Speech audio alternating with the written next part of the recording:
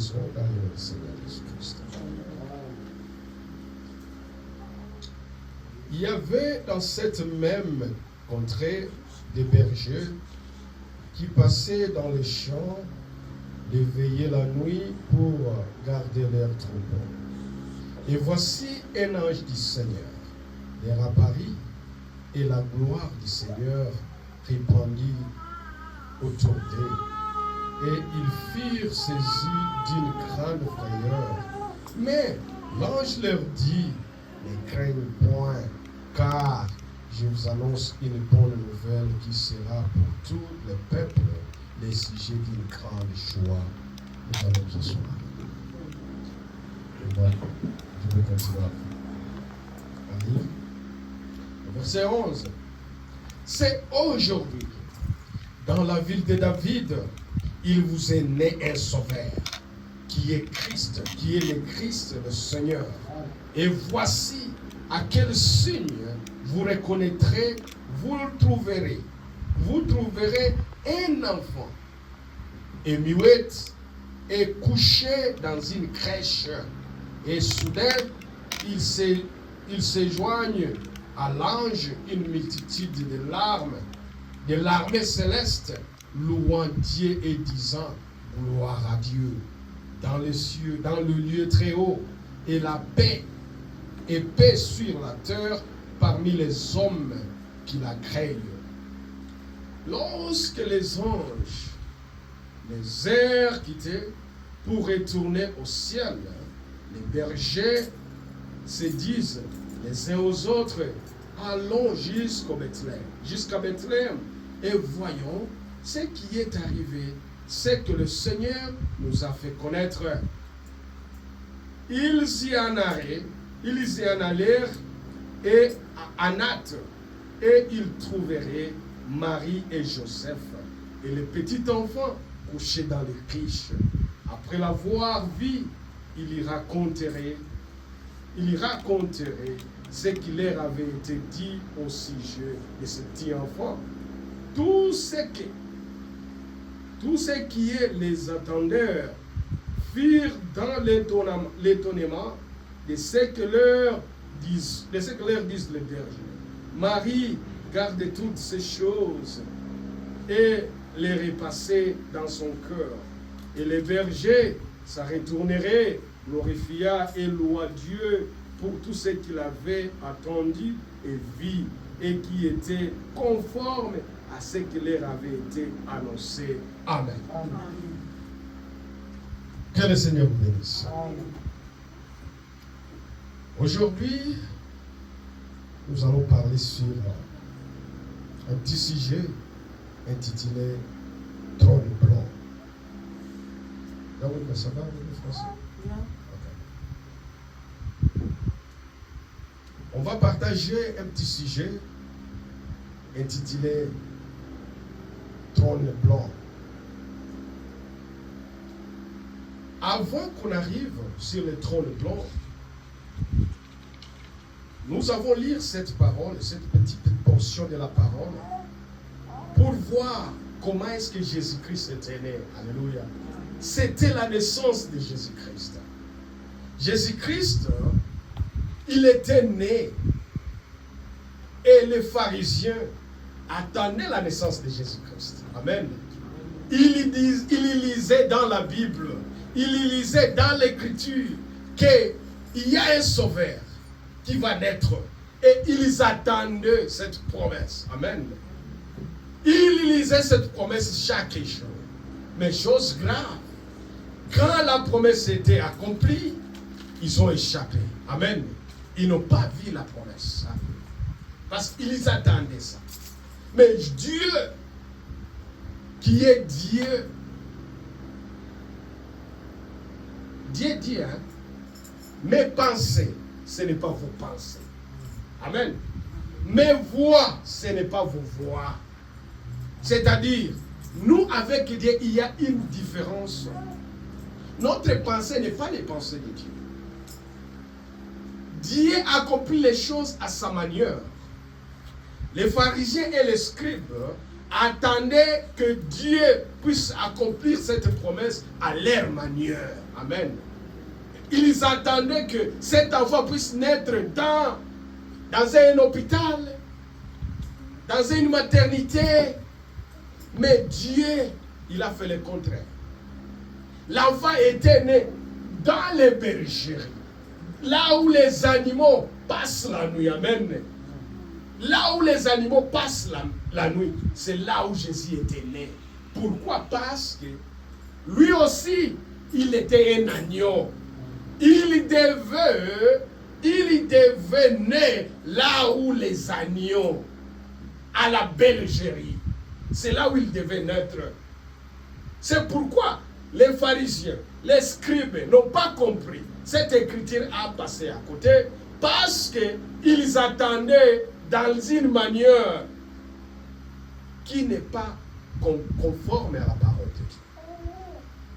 Et je vais vous dire, chaque fois la parole de Dieu vient au serviteur d'abord. La parole de Dieu vient d'abord au serviteur de Dieu, et puis la parole arrive au peuple. Il fallait que les bergers sachent d'abord. Et ici, le berger est considéré comme le serviteur de Dieu. C'est-à-dire, les anges ont annoncé aux bergers. Amen. C'est-à-dire, la parole de Dieu doit venir d'abord aux serviteurs de Dieu. Et puis, les serviteurs de Dieu vont annoncer au peuple de Dieu. C'est ce qui était passé. La parole était venue vers les bergers. Et les bergers, ils sont allés raconter la parole. Qui est un enfant qui était né dans le berger. Amen. Et quand Jésus était né, il est venu avec la grâce. Amen. Il est venu avec la grâce. Et nous sommes dans l'état de la grâce. La grâce a commencé par la naissance de Jésus-Christ. Le jour que Jésus était né et le jour où il était mort, c'est là où la grâce a commencé. Et maintenant, nous vivons la grâce. Amen. C'est pourquoi aujourd'hui, c'est mon jour, c'est ton jour, c'est le jour de ma sœur, parce que nous sommes encore dans l'état de la grâce. Dans l'état de la grâce, tu peux faire ce que tu veux, parce que tu es libre. Amen. Dieu te donne la simple arbitre. Toi seul, tu peux être le maître de ta vie, parce que nous sommes dans l'état de la grâce. Et aujourd'hui, les gens ont rejeté la grâce. Ils ont rejeté la grâce. Ils ont rejeté Jésus-Christ. Et les gens ne comprennent pas qu'aujourd'hui, Dieu est encore en train de sauver les gens. Amen. Par la prédication. C'est ça la grâce. Nous sommes pendant la période de la grâce. Mais il arrivera un jour, la grâce va terminer. Amen. La grâce va arriver à la fin. Et la grâce va terminer pendant que l'église sera enlevée. La grâce va prendre fin. Mais tant que l'église est encore ici, c'est-à-dire nous sommes pendant les périodes de la grâce. Tu peux contrôler ta vie, ma soeur, parce que la grâce est encore. Il arrivera un moment que la grâce ne sera plus là. Tu peux venir à l'église, il n'y a pas aucune personne à l'église qui va te prêcher la parole. La grâce, c'est maintenant. C'est pourquoi la grâce est grâce à celui qui reçoit comme une grâce. C'est ça la grâce. Et les gens jouent avec la parole de Dieu, jouent avec la grâce. Les gens font n'importe quoi parce que la grâce est encore là. Profitez le temps. Parce qu'aujourd'hui c'est ton jour. Aujourd'hui c'est mon jour. Parce que Dieu nous donne encore le souffle de vie. Parce que Dieu nous garde encore. Parce que Dieu nous permet encore d'écouter sa parole. C'est ça la grâce. Jésus est venu avec la grâce. Et la grâce continuait. Jusqu'à maintenant. Jusqu'à cet après-midi que nous parlons. La grâce de Dieu est toujours là.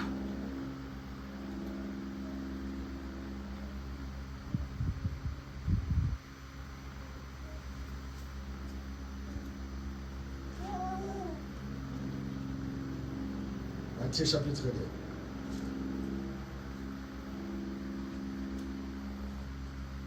Matthieu chapitre 2, verset 1 jusqu'à 4.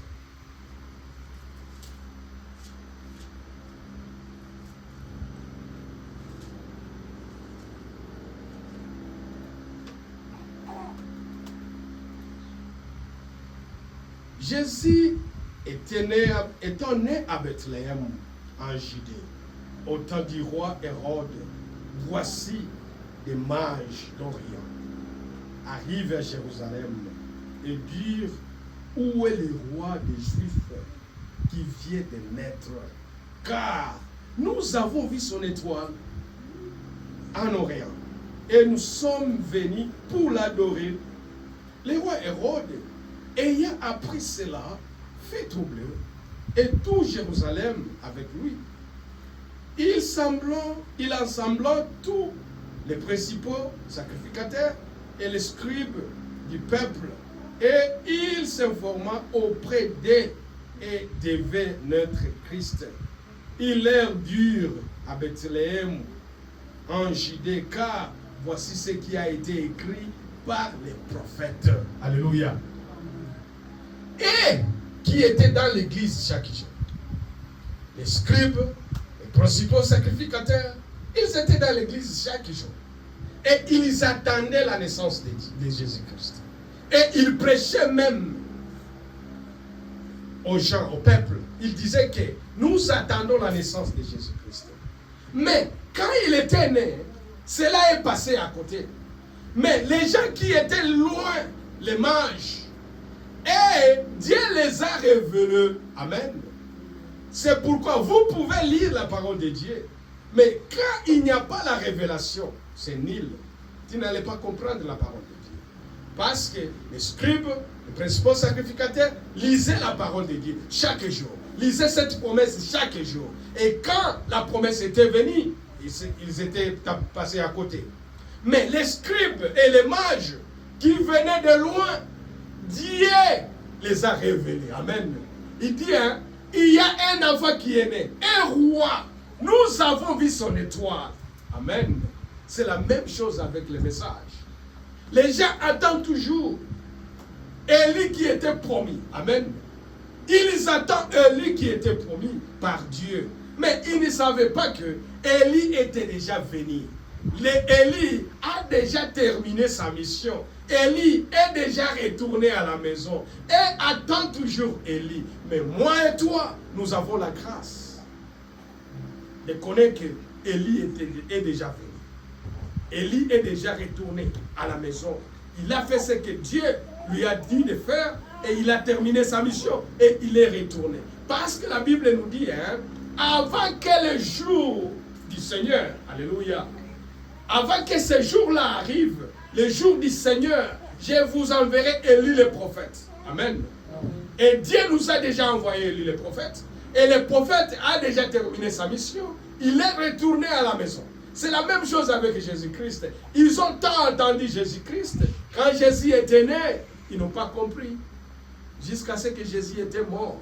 Mais les mages qui étaient loin, ils ont compris ça. Amen. Ils ont venu.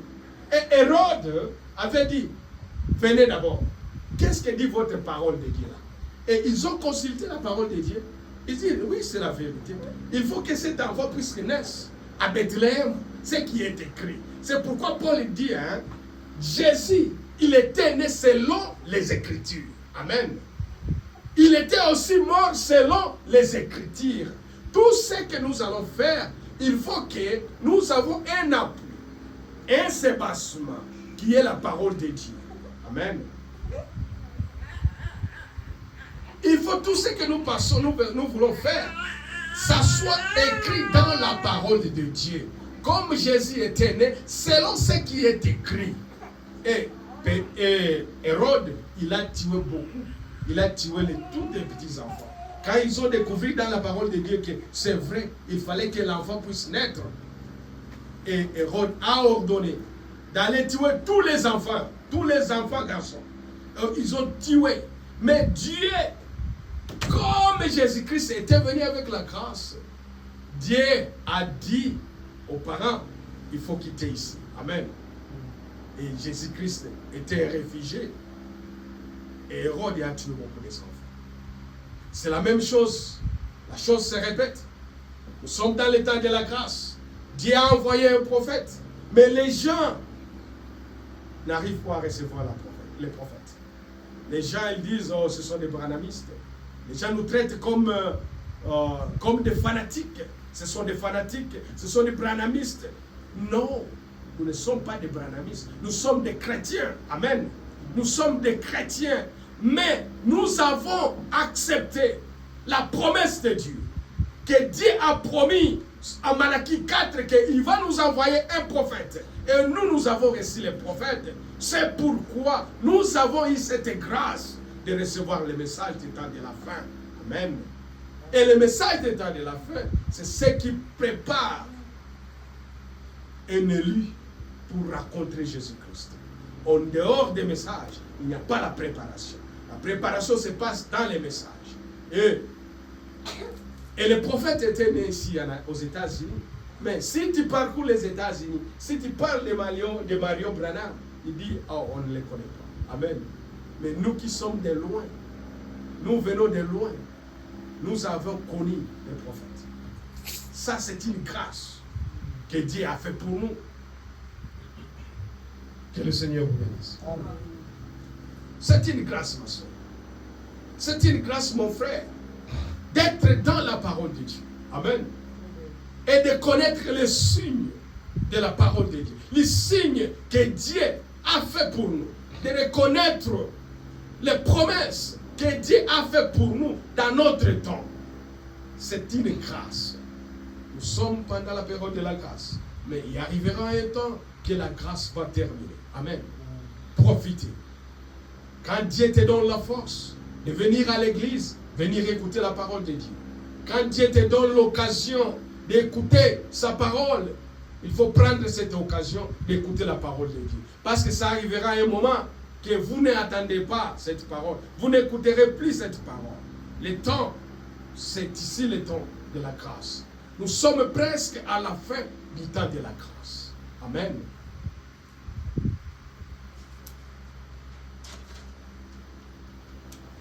Jean chapitre 17.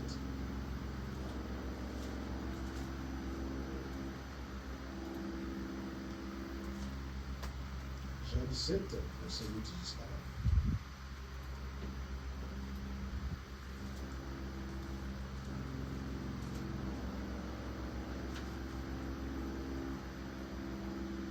Car je leur donnais les paroles que tu m'as données. Et ils ont réussi. Et ils ont vraiment connu que je suis sorti de toi. Et ils ont cru que tu m'as envoyé. C'est pour ce que je prie. Je ne prie pas pour le monde, mais pour ce que tu m'as donné. Parce que ils sont à toi. Amen, amen.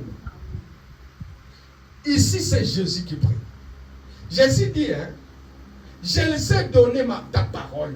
Amen. Je laisse donner ta parole. Il y a un héritage. Héritage que Dieu nous a donné, c'est sa parole. Amen. Dans la parole de Dieu, c'est là où se trouve notre force. La force d'un croyant, la force d'un chrétien se trouve dans la parole de Dieu. Et Jésus qui est la parole, il nous a donné sa parole. Amen. Et il dit, j'ai pris pour eux. Il prie pour nous qui a reçu la parole. Jésus dit, hein, je ne prie pas pour tout le monde. Amen. Je ne prie pas pour tout le monde. Mais je prie à ce que tu m'as donné. Ma sœur, quand tu as reçu la parole de Dieu, tu es de Dieu. Amen. Et Dieu va veiller sur toi. Et Jésus va prier pour toi parce que c'est lui qui est notre avocat. Il dit, moi je ne prie pas pour tout le monde. Jésus n'était pas venu pour tout le monde. Il était venu à ceux qui l'ont reçu. Amen. Ceux qui ont reçu Jésus-Christ, c'est cela que Jésus a prié pour eux. Jésus n'a pas prié pour tout le monde. Il a prié pour ceux qui ont reçu la parole de Dieu. Ma sœur, si tu gardes la parole de Dieu, Dieu va te protéger. Partout où tu seras, Dieu sera avec toi. Parce que tu gardes sa parole. Amen. Il va veiller pour toi. Il va veiller pour ta famille. Il va veiller pour tes business. Il va veiller pour ta maison. Il va veiller pour ton mari. Il va veiller pour tes enfants. Pourquoi? Parce que tu gardes sa parole. Ce n'est pas parce que tu prophétises, non. Ce n'est pas parce que tu prêches bien, non. Il va veiller pour toi parce que tu gardes sa parole. Quand tu gardes la parole de Dieu, Dieu va veiller sur toi. Il va te protéger. C'est son obligation. Amen. Il va te protéger parce que tu gardes sa parole. C'est pourquoi il dit, j'ai pris pour eux. Il prie pour nous parce que nous avons reçu la parole. Et nous avons gardé la parole. C'est pourquoi nous les chrétiens, notre héritage, c'est la parole de Dieu. C'est ça notre héritage. C'est ça Jésus nous a laissé la parole. Il dit, je vous donne ma parole.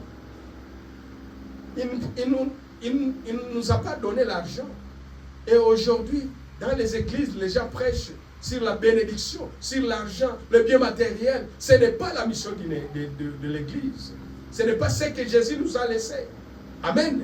Ce que Jésus nous a laissé, c'est sa parole. C'est ce qu'il nous a laissé. Et l'église aujourd'hui a raté à leur mission. Ils prêchent seulement sur le bien matériel. Frère Branham dit, il n'y a pas aucune chose qui dépasse la vie éternelle. Amen. Tu peux avoir des millions, tu peux avoir la maison, mais ça ne dépasse pas la vie éternelle. Et celui qui a la vie éternelle, c'est celui qui a la parole de Dieu, ma soeur. Si tu as la parole de Dieu avec toi, tu as la vie éternelle. Même si tu dors affamé aujourd'hui, mais quand tu as la parole de Dieu, tu as la vie éternelle avec toi. Amen. Rien dans ce monde ne dépasse pas la parole de Dieu. Rien ne dépasse pas la parole de Dieu. C'est pourquoi, ma sœur, il faut garder jalousement la parole de Dieu. Amen. Il faut garder la parole de Dieu. Romains chapitre 8, chapitre 2. Verset 5 à 7. On va continuer jusqu'à 8. On met 2, 5, 7, 8. Mais, par ton endurcissement et par ton cœur, impunité, tu t'amasses le trésor de la colère pour jour de la colère et de la manifestation du juste jugement de Dieu, qui rendait à chacun selon ses œuvres, réservant la vie éternelle à ceux qui, par la persévérance, à bien faire, chercher l'honneur, la gloire et l'immortalité. Amen. Écoutez, ici, la Bible nous dit, Dieu, il va juger chacun de nous selon ses œuvres. C'est-à-dire, tout ce que nous faisons, Dieu savait ça. Tout ce que nous parlons, Dieu écoute ça. Tout ce que nous pensons, amen, Dieu connaît notre pensée aussi. Il va juger même nos pensées. Amen. Pour le moment, Jésus est encore grâce. Amen. Nous sommes dans le temps de la grâce. Mais ça arrivera un moment que le même qui est venu avec la grâce, il y reviendra. Amen. Comme un juge. C'est pourquoi la Bible dit, il va juger chacun selon ses œuvres. Tu peux nous tromper. Tu peux tromper les gens. Amen. Tu peux être chrétien devant les gens. Si tu vois un frère, oh que Dieu te bénisse. Oh que Dieu te bénisse. Tu te fais un chrétien. Mais celui qui connaît tout, c'est Dieu.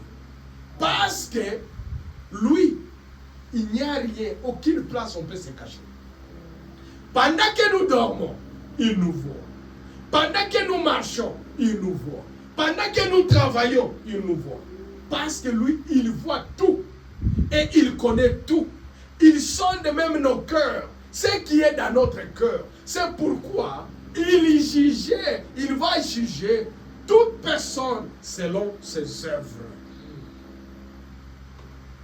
Il va revenir comme un juge. C'est pourquoi mon sujet d'aujourd'hui intitulé Un trône blanc. Quand il va retourner sur le trône blanc, il va retourner comme un juge. Amen. Et il jugera chacun de nous selon ses œuvres. C'est pourquoi, ma sœur, pendant que nous sommes dans l'état de grâce, il faut arranger notre vie. Il faut arranger votre vie, ma sœur. Parce que nous sommes encore dans l'état de la grâce. Quand il va revenir comme un juge, ma sœur, tout ce que tu fais dans les cachettes, mon frère, tout ce que tu fais dans ton coin là, que personne ne te voit pas, il y a seulement une seule personne qui te voit, c'est Dieu. Amen.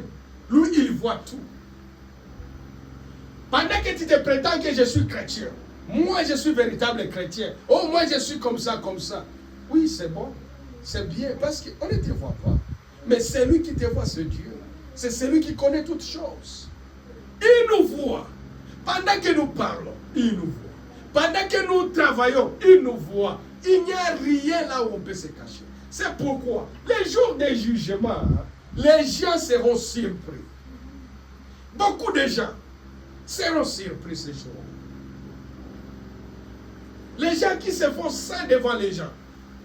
Mais ce jour-là, quand il sera devant le juge, amen,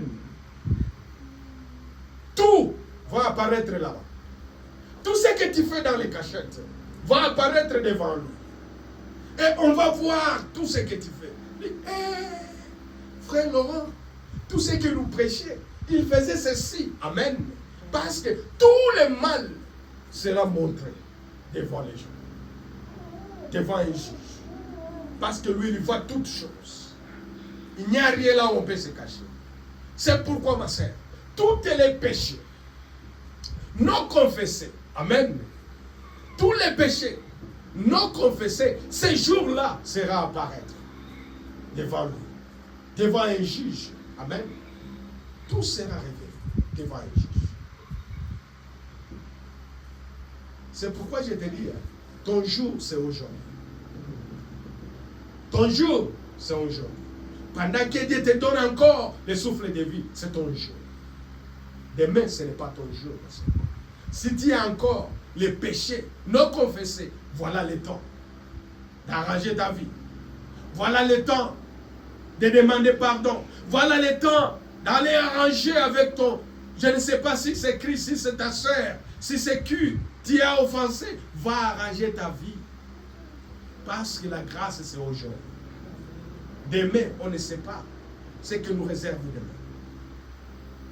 Parce que la Bible dit, il viendra comme un voleur. Amen. Quand un voleur vient, on n'y s'attendait pas. On ne connaît même pas quand il va entrer. C'est pourquoi, comme nous avons encore la grâce, nous avons encore le temps d'arranger notre vie. C'est maintenant. Mais quand il va venir, comme un juge, il n'y aura plus le temps d'arranger notre vie. Amen. C'est pourquoi votre sœur, elle n'est pas ton ennemi. Votre frère n'est pas ton ennemi.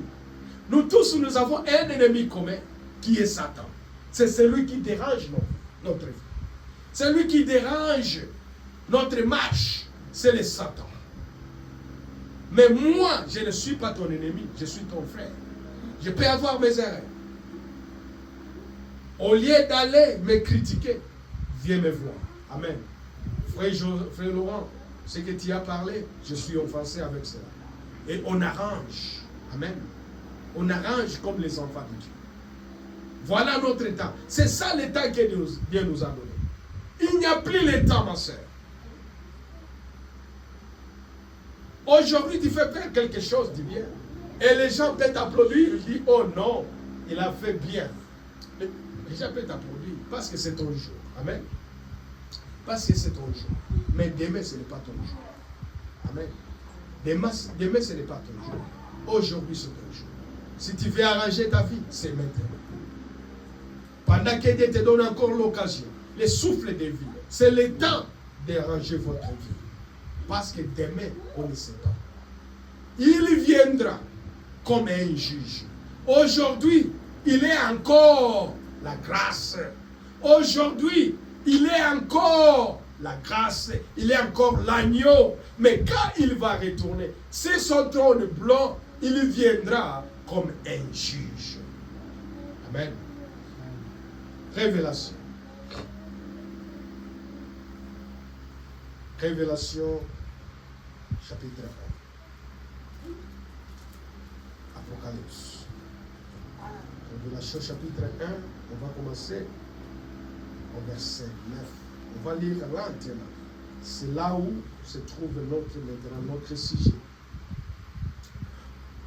On va commencer au verset 1. Et au verset 9, c'est là où nous sommes. Moi, Jean, votre frère, qui est part avec vous à la tribulation et au royaume et à la persévérance en Jésus-Christ. J'étais en l'île appelée Patmos à cause de la parole de Dieu et du témoignage de Jésus-Christ.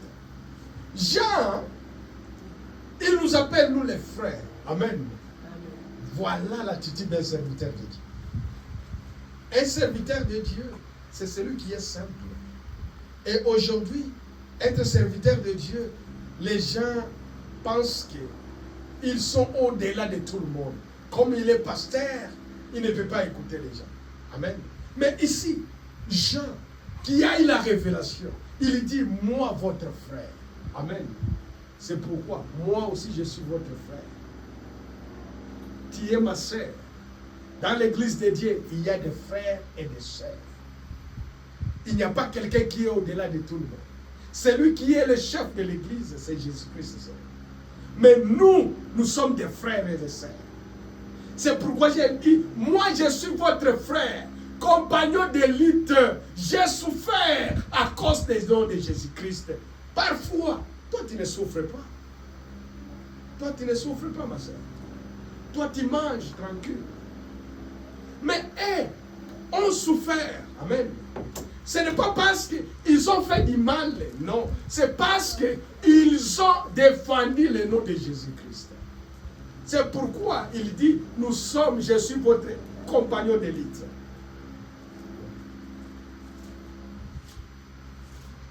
Il était à Patmos. Il était arrêté à cause du nom de Jésus-Christ. Ce n'est pas parce qu'il a volé. Amen. Ce n'est pas parce qu'il a volé, non. Il était arrêté à cause seulement du nom de Jésus-Christ. C'est pourquoi, ma sœur, pour entrer dans le royaume de Dieu, il faut beaucoup souffrir à cause de Dieu. À cause du nom de Jésus-Christ. Parfois, toi, à cause du travail, tu ne viens pas même à l'église parce que tu travailles. Amen. Mais ils ont souffert à cause de Jésus-Christ.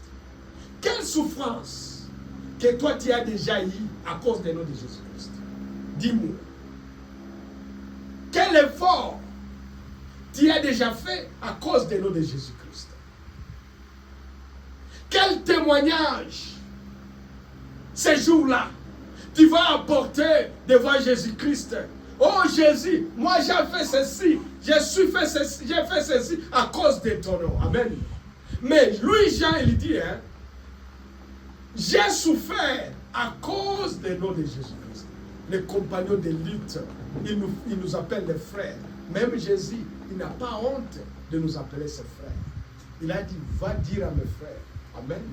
Parce qu'il est notre frère, notre premier aîné.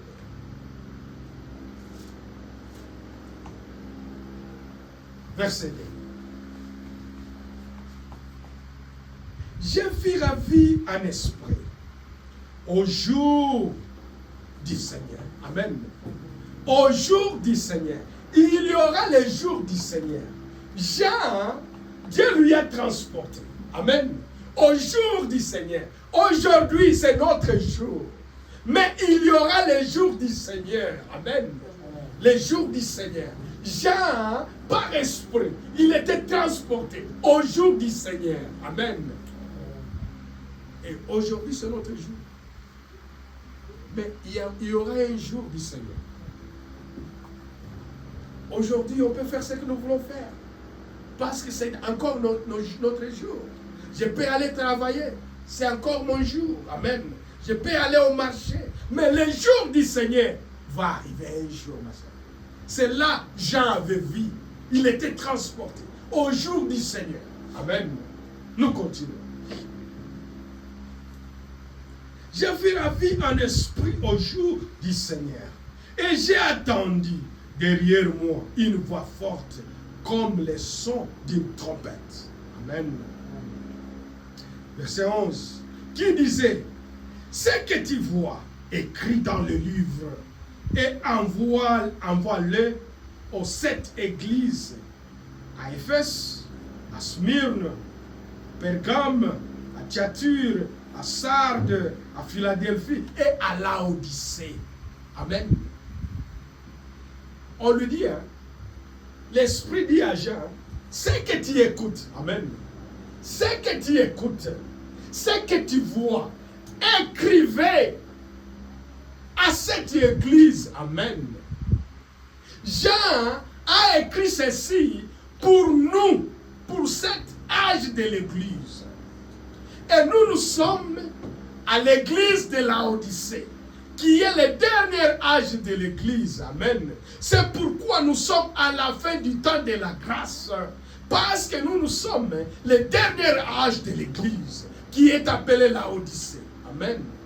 Et chaque église, chaque âge de l'église, Dieu a ressuscité un prophète, un messager. Amen. Et notre messager, c'est frère William Marion Branham. C'est lui le messager de l'âge de Laodicée. Paul a commencé avec l'âge d'Éphèse. C'est lui qui était le messager de l'église de l'Éphèse. Mais notre messager, nous de Laodicée, c'est-à-dire ce que Jean avait vu, c'est à concerner seulement cet âge de l'église. Amen. C'est-à-dire, nous aussi, nous sommes inclus de ce que Jean avait vu sur l'île de Patmos, parce qu'il a écrit pour notre âge aussi. Amen.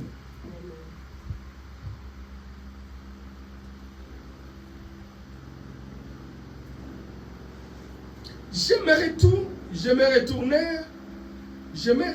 retourne pour connaître quelle était la voix qui me parlait. Et après m'être retourné, je vis 7 chandeliers d'or. Amen. Quand il a écouté la voix, Jean a écouté la voix. Quand il a écouté la voix, quand il a retourné les voix, il a vu 7 chandeliers d'or. Amen.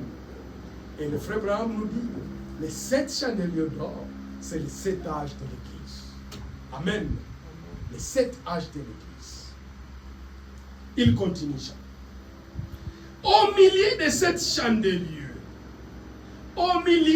chandeliers, quelqu'un, amen, qui ressemblait à un fils de l'homme, vêtu d'une longue robe, ayant une ceinture d'or sur sa poitrine. Amen. Quand Jean avait vu 7 chandeliers, amen, au milieu de 7 chandeliers, il a écouté une voix. Et quand il a retourné, il a vu quelqu'un, amen, qui était au milieu de 7 chandeliers, qui parlait avec lui dans les 7 chandeliers. Et les 7 chandeliers, c'est ça les 7 âges de l'Église. Amen. Et 7 âges de l'Église, tous ont parlé de Jésus-Christ. Parce que c'est lui que Jean avait vu. Parmi les 7 chandeliers, c'était Jésus-Christ qui s'est revêtu avec un robe blanc. Amen. Un robe blanc avec un ceinture d'or. Amen. Il a vu Jésus-Christ dans la gloire. Dans la gloire. C'est-à-dire, tous les âges qui sont passés, commencé par Éphèse, jusqu'à la Odyssée, tout le monde, tous les messagers, ils ont parlé seulement le nom de Jésus-Christ. Il n'y avait pas autre évangile à part l'évangile de Jésus-Christ. C'est pourquoi il était le sujet de tous les 7 âges de l'Église. Le sujet, c'était Jésus-Christ seulement. Lui seul, c'est que Jean avait vu. Parmi les 7 chandeliers, c'était les 7 âges de l'Église. C'est ce que Frère Branham nous parle. Et dans les 7 âges de l'Église, c'est lui seul, le Saint-Esprit, qui est Jésus-Christ, que les gens ont parlé de lui. Amen.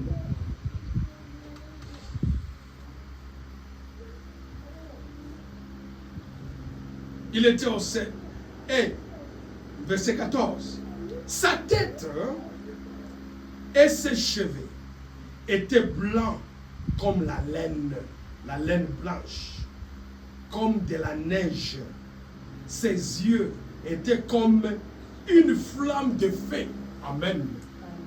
Jean avait vu Jésus-Christ dans la gloire. Il a regardé Jésus-Christ. Dans ses cheveux, les cheveux de Jésus étaient blancs. Or, nous savons tous, quand Jésus était mort, il était un jeune de 33 ans. Amen. Un jeune de 33 ans. Il était mort à 33 ans. Mais quand Jean a vu Jésus-Christ dans la gloire, il a vu Jésus-Christ avec les cheveux blancs. Or, Dieu ne vieillit jamais. Dieu ne vieillit jamais. Il est le même aujourd'hui, hier et éternel. Il ne vieillit jamais. Mais quand Jean a vu Jésus dans la gloire avec les cheveux blancs, ce n'est pas parce que Dieu a vieilli. Amen. Il ne vieillit jamais. Mais Jean avait vu Jésus comme un juge. Et si vous regardez dans des pays anglophones, parfois, si vous allez au tribunal, aux côtes, les juges, bon, c'était un peu le temps passé là. Les juges souvent portaient un perruque, les juges, un perruque blanc. Cela signifie la sagesse. Amen. Les cheveux blancs de Dieu, c'est sa sagesse. C'est pourquoi on l'appelle un juste juge. Parce qu'il juge avec la sagesse. Lui, il n'a pas les partis pris. C'est pourquoi Jean a vu les cheveux blancs. Les cheveux blancs, ça montre la sagesse de Dieu. Ma sœur, il n'y en a pas un sage comme Dieu. Lui, il est sage. Amen. C'est ce qui montre les cheveux blancs. C'est la sagesse. Aujourd'hui, tu peux avoir les problèmes au tribunal. Les juges sont corrompus. Amen. Dans le monde, il y a beaucoup de corruption. Aujourd'hui, celui qui a raison, c'est celui qui a l'argent. Mais devant Dieu, lui, le juste juge, lui qui est le sage, lui, il va juger chacun de nous selon ses œuvres. Lui, il n'a pas les partis pris. Amen. C'est aujourd'hui au monde, il y a des partis pris. Quand il y a l'argent, on va juger à ta faveur. Mais devant Dieu, qui est le juste juge, Jésus-Christ ce jour-là, sur le trône blanc, avec son cheveu blanc, qui signifie sa sagesse, il va juger chacun de nous selon ses œuvres. Selon ses œuvres. Nous, on peut faire les erreurs pour juger. Nous, les hommes, on peut faire les mystères, les erreurs pour juger. Mais lui, qui est le juste juge, lui ne fait pas les erreurs. Lui, il juge selon ses œuvres. Et Jean a vu Jésus-Christ. Les jours de la gloire, avec les cheveux blancs. Amen. Signifie la sagesse de Dieu. Il va juger le monde avec la sagesse. Avec sa sagesse. Lui, il n'y a pas un batterie. Mais Daniel aussi avait vu Jésus dans la gloire. Amen. On va lire aussi Daniel. Daniel chapitre 7. Daniel, c'est pourquoi la parole de Dieu ne se contredit jamais. Amen. Ce que Daniel avait vu, c'est ce que Jean a vu la même chose. Amen. Jean avait mis la même chose. Avait vu la même chose. Daniel chapitre 7. Daniel chapitre 7. Daniel chapitre 7.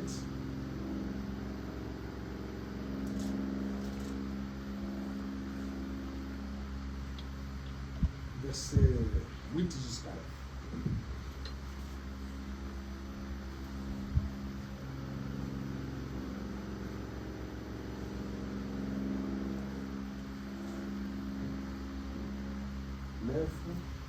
Pardon, Daniel 7, verset 9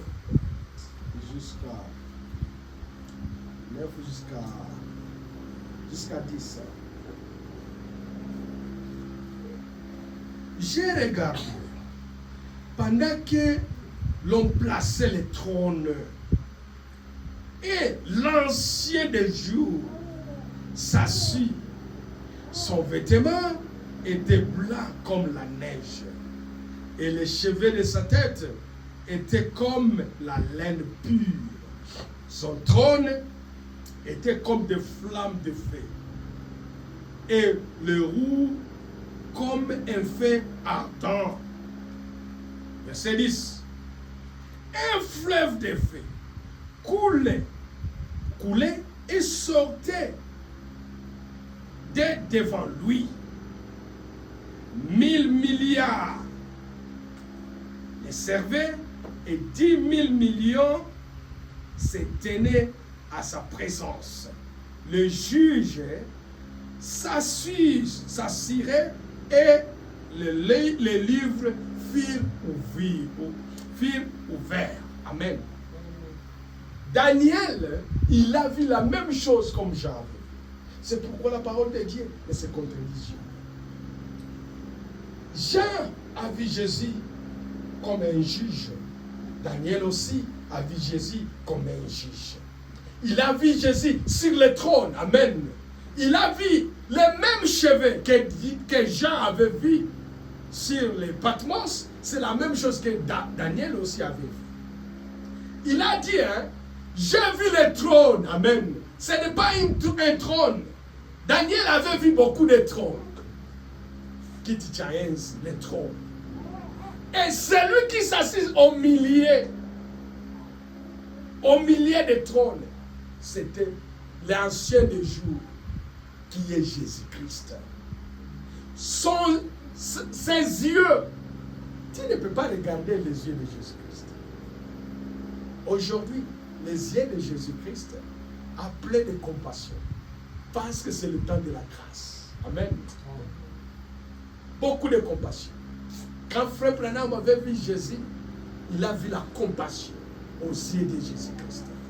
Mais quand Daniel a vu Jésus, pendant les jours de sa gloire, qui peut regarder Jésus dans les yeux? Parce que ses yeux, ça donne l'effet. Amen. Tu ne peux pas regarder. C'est aujourd'hui que tu peux regarder les yeux de la compassion de Jésus-Christ. Mais pendant le jugement, personne ne peut pas regarder les yeux de Jésus-Christ. Comme Daniel a décrit. On peut lire pour comprendre. J'ai regardé. Pendant qu'on plaçait les trônes, on plaçait les trônes. Les trônes, c'est-à-dire le pouvoir. Amen. Les trônes, c'est le pouvoir. C'est ça le trône. C'est lui qui s'assied au trône. C'est celui qui est le pouvoir. Comme chez nous au Congo, celui qui est sur le trône, c'est celui qui dirige le pays. Comme ici en Amérique, c'est le président Trump. Quand lui entre dans la salle, tout le monde va être debout. parce que c'est lui qui règne. Amen. Et Daniel a vu Jésus-Christ pendant la règne, pendant qu'il était sur le trône. Il dit, j'ai vu le trône. Il n'a pas vu un trône. C'est pourquoi la Bible nous dit, celui qui vaincra, Jésus dit, va assis avec moi sur le trône. C'est-à-dire, Daniel, il n'a pas vu seulement un trône. Il a vu le trône. Amen. C'est-à-dire, celui qui va vaincre va rester, va être avec Jésus sur le trône. Nous aussi, par la grâce de Dieu, si nous faisons bien, un jour, nous allons rester avec lui sur le trône. Parce que Daniel n'a pas vu seulement un trône, il a vu le trône. Quand on plaçait le trône, et l'ancien des jours, assis, amen, son vêtement était blanc comme la neige. Et les cheveux de sa tête étaient comme de la laine pure. Son trône était comme des flammes de feu. C'est ça la différence. Son trône était comme les flammes de feu. Mais tous les trônes étaient normaux. Amen. Tous les trônes étaient normaux. Quand on plaçait les trônes, il a vu les trônes. Mais le trône de celui qui est l'ancien des jours, son trône était comme le feu. C'était Jésus-Christ dans sa gloire. Amen. Dans la gloire. Il a vu aussi les vêtements blancs, comme Jean dans les livres de Patmos avait vu de la même manière. Et les cheveux de Jésus, et les cheveux étaient blancs comme la laine. La même chose que Jean avait vu. C'est-à-dire la sagesse de Dieu. Il va juger selon la sagesse. Amen. C'est lui qui est le sage. L'ancien des jours, c'est lui. Qui est le commencement et la fin. Il avait vu les jours du jour. On va rentrer à l'Apocalypse. Écoutez maintenant chapitre 15, verset 1. Là, on voyait seulement comment est-ce que la Bible ne se contredise pas. Si toi, tu te contredis, c'est toi seul, mais la Bible ne se contredise pas. Jean avait vu la même chose, Daniel aussi a vu la même chose. On va partir maintenant au verset 15. Écoutez. Ses pieds étaient semblables à l'airain ardent, comme si lui était embrasé dans une fournaise, et sa voix était comme une bruit de grandes eaux. Amen. Amen. La voix de celui qui parlait, de celui qui était au milieu de cette chandelier. Il dit, sa voix comme le bruit d'eau. Amen. Et frère Branham, nous avons eu la grâce d'avoir un prophète que Dieu nous a envoyé. Et frère Branham nous dit, la voix là, de bruit d'eau, c'est la voix des serviteurs de Dieu. Amen. Les serviteurs de Dieu, pendant cet âge, tous les serviteurs de Dieu, amen, qui ont parlé, qui ont prêché Jésus-Christ, c'est ça la voix là. C'est-à-dire, ce qui va te condamner, ma sœur, c'est ce que tu écoutes. C'est ce que tu écoutes. Ce que tu négliges, c'est ce qui va te condamner un jour. C'est pourquoi la Bible dit, il ne fallait pas écouter. Comme toi tu as écouté, tu seras condamné de ce que tu as écouté. Amen.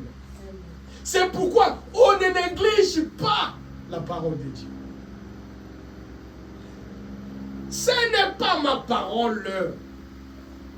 Ce n'est pas la parole de frère Jonas. C'est la parole de Dieu.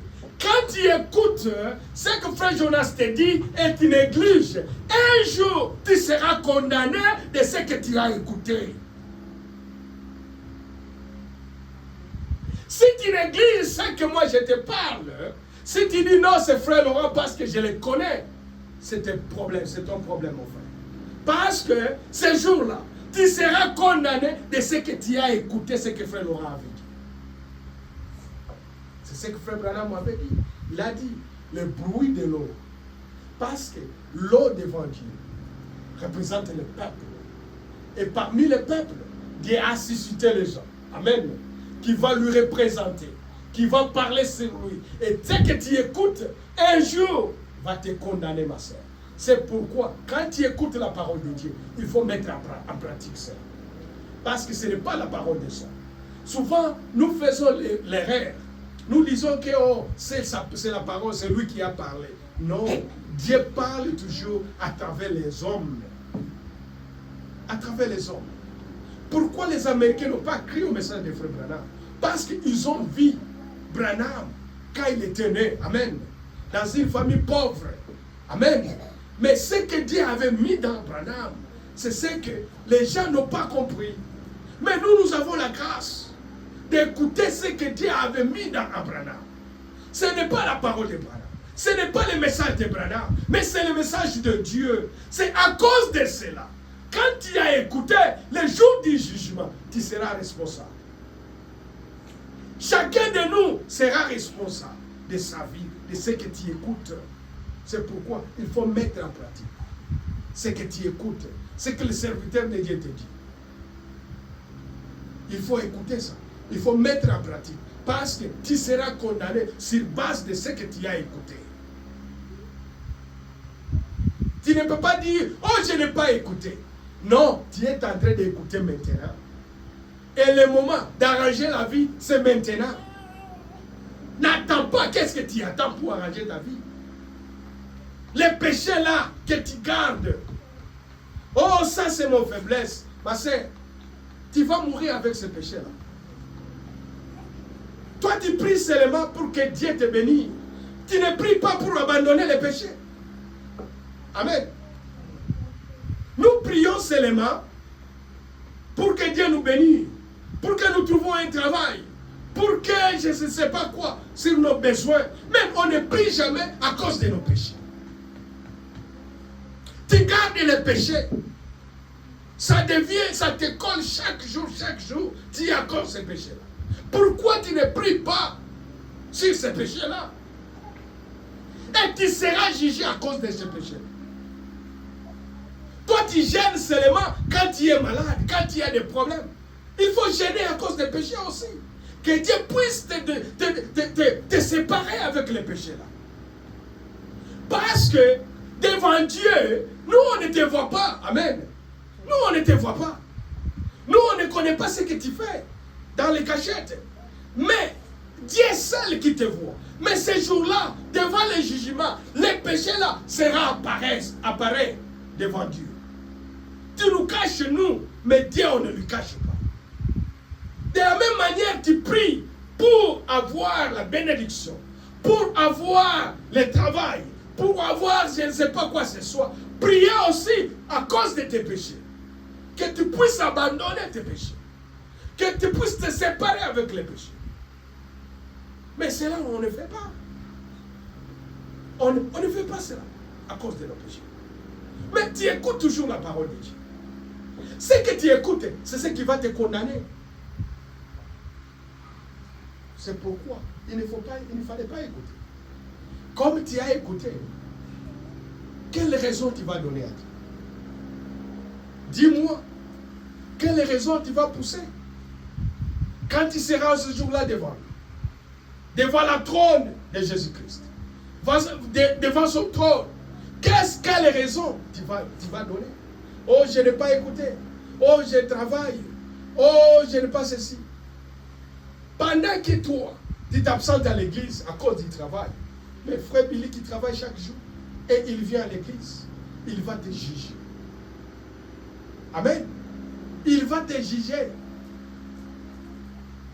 Aucune raison. On va pousser devant Dieu. Aucune raison. C'est pourquoi, nous-mêmes à l'église, nous serons les juges. Toi, tu seras mon juge. Moi aussi, je serai ton juge. Pendant que toi, tu t'absentes à l'église, oh, la vie est devenue difficile. Il y a quelqu'un aussi qui est dans l'église. La vie est difficile pour lui aussi.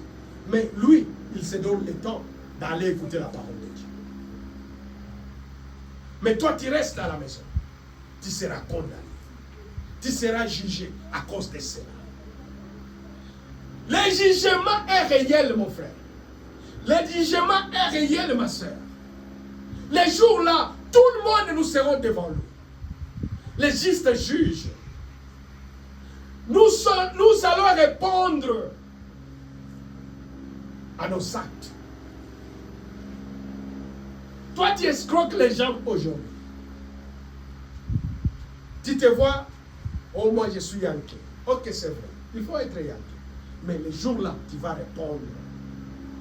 Toi, tu dis les gens sans problème, sans motif, les innocents. Amen. Mais ce jour-là, tu vas répondre devant les justes juges. Toi, tu injures les gens, tu calomnies les gens. Et tu viens à l'église. Ce jour-là, devant un juste juge, tu seras condamné à cause de cela. Ma sœur, le temps c'est maintenant. C'est ça notre temps, d'arranger notre vie, de prier pour nos péchés. C'est maintenant. De la même manière que tu pries pour la bénédiction, de la même manière il faut prier pour que tu puisses abandonner tes péchés. Parce que ce jour-là, tu seras jugé à cause des péchés là que tu gardes, à cause de ce que tu attends maintenant. On va terminer. On va lire le dernier verset et puis on va terminer.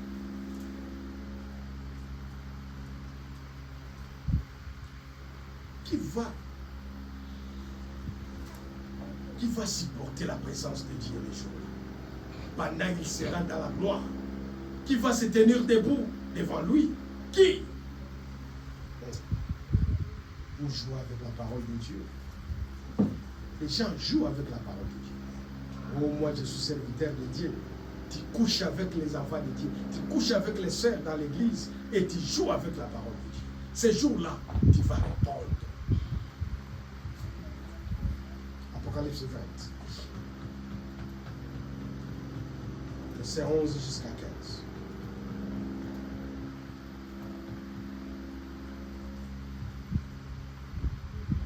Puis j'ai vu un grand trône blanc et celui qui était assis au-dessus de la terre et le ciel s'enfuirent devant lui.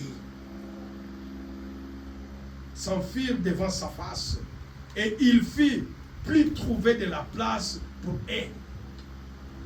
Jean, quand il a vu un trône, le trône blanc descendit du ciel. Amen. C'est-à-dire Jésus-Christ, quand il est venu, quand le trône est descendu, il a regardé. Il a vu la terre, le ciel s'efface. Ma sœur, la parole de Dieu, c'est réel. Amen. La Bible dit, la terre et le ciel passera. C'est ce que Jean avait vu. Il a vu le ciel et la terre s'enfuir. Ça passe. Ça va passer.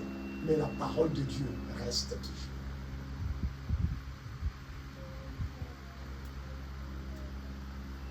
Et j'ai vu les morts. Amen. Jean avait vu les morts.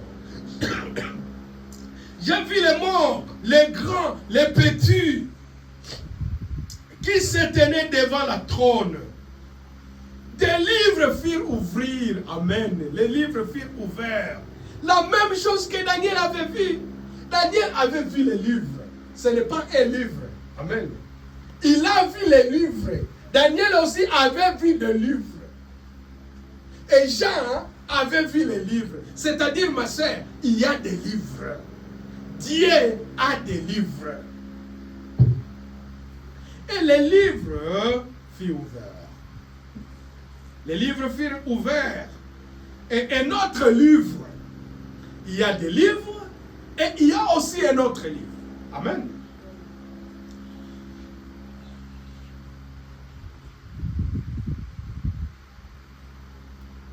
Et un autre livre fut ouvert. c'est lui qui est le livre de vie. C'est-à-dire, quand tu fais quelque chose, ma soeur, dis bien, au ciel, on écrit là. Aujourd'hui, Sœur Meka a fait quelque chose. On écrit dans le livre de Dieu.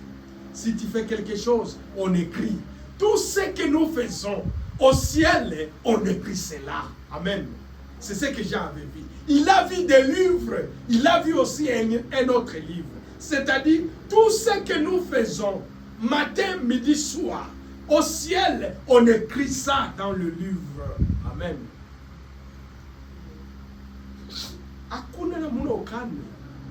Il n'y a pas moyen au Angana. Parce que tout, c'est écrit dans le livre. Il y a beaucoup de livres au ciel. Toutes tes œuvres, on écrit dans le livre.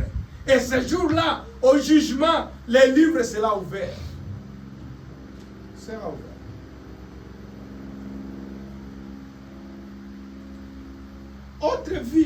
Un autre livre fut ouvert, celui qui est la livre de vie. Et les morts furent jugés. Amen. Furent jugés selon leurs œuvres. Amen. Les morts furent jugés selon leurs œuvres. Nous serons jugés.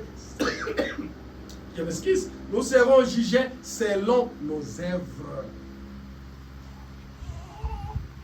C'est pourquoi la foi sans les œuvres, c'est une foi morte. Quand il y a la foi, il faut avoir aussi des œuvres. Amen. Nous serons jugés selon les œuvres. C'est pourquoi, si quand quelqu'un est mort, la Bible nous dit, si quelqu'un est mort, ce qui lui accompagne, c'est les œuvres. Amen. C'est les œuvres qui accompagnent. Si tu fais de bonnes œuvres, même si aujourd'hui la mort te trouve, toute chose va rester. Amen. Toute chose va rester. Mais ce qui va t'accompagner au tombeau, c'est tes œuvres. Amen. Tes œuvres vont t'accompagner. Et les jours-là, tes œuvres vont parler à ta place. Amen. Devant Dieu. Les œuvres sera parler à ta place. La Bible dit, hein, les morts, ces jours-là seront ressuscités. Amen. Les morts seront ressuscités ce jour-là. Et chacun sera jugé à ses œuvres. Et ce que tu fais, ma soeur. Et ce que tu fais, mon frère.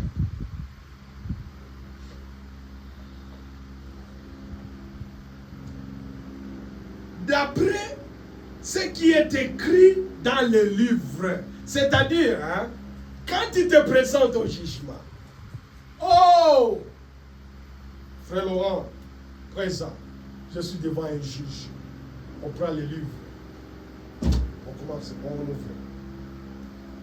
Frère Laurent, ce jour-là, et l'heure, et la date, ça s'écrit dans le livre. On commence à lire maintenant. Frère Laurent, ce jour-là, tu vas injurier. Tu as injurié ta femme. Ce jour-là, tu as trompé. Ce jour-là, tu as fait ceci. Tu as fait ceci. Tu as fait ceci. On va te rappeler tout ce que tu fais. Tous les péchés inconfessés. Ce jour-là, on va te rappeler. Parce que ça s'écrit au livre. Mais quand tu te retournes, on efface ça dans les livres. Mais tous les péchés inconfessés, ça se trouve dans le livre. Ce jour-là, quand on va ouvrir ton livre, on va voir tous les péchés que tu n'as pas confessés. Sera écrit dans le livre. Et tu seras condamné à cause de ces péchés. C'est pourquoi, ma sœur, aujourd'hui, c'est notre jour. Nous ne savons pas ce qui nous réserve demain. Le temps d'arranger notre vie, c'est maintenant. Je ne sais pas ce que tu attends. Toi, tu pries seulement pour que Dieu puisse te bénir. Il faut prier aussi pour que tu puisses t'attacher, te débarrasser avec tes péchés, avec les choses du monde. Amen. Parce qu'un jour, nous allons répondre. Il y a un jugement. Un jugement nous attend. Nous attend. Tout ce que nous faisons dans la cachette, Dieu connaît ça. Dieu voit ça. C'est pourquoi il faut arranger notre vie. Que Dieu vous bénisse. On va continuer par la casse.